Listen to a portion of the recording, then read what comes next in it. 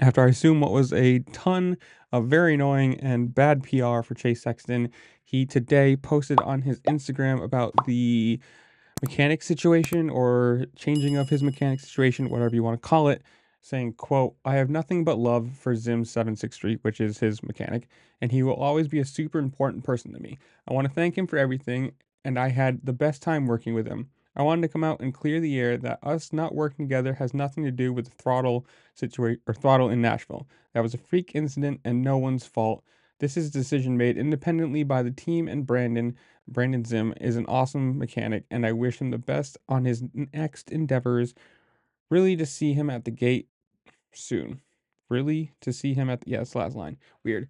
And it still seems strange to me. Doesn't matter what. Like last year, you won with him as your mechanic on Honda, and you said, "Hey, KTM, I'm switching to you, but I want to bring my mechanic." Because obviously KTM has their own mechanics, has probably can hire anyone they want.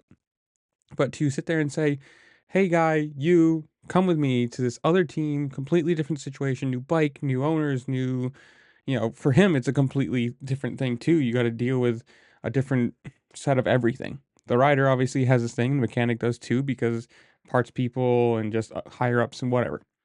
To bring him over with you, and now we're what, 17, 18 rounds into the season, and nope, no word about it before, no whatever. And for this, like the decision made independently by the team and Brandon.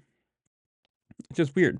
Like, so what? Did the team talk to him and say, "Hey, we want to switch with this guy," or did he come to the team and say, "Hey, I don't like this bike"? It's a weird situation, and especially for to not say anything about it, to have somebody that's been your mechanic for a very long time, and then just dump him in the middle of the season, whether it's because you're doing bad, you don't like how the bike's working, whatever, you're trying to change something, it still doesn't look good.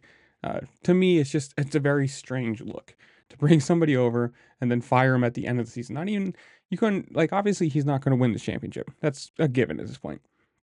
So why not wait until the end of Supercross season and then change from motocross? At least make it a little bit more of a clean break, or a less, in your face kind of thing. But I don't know. In the comments below, you guys tell me. What do you think of it?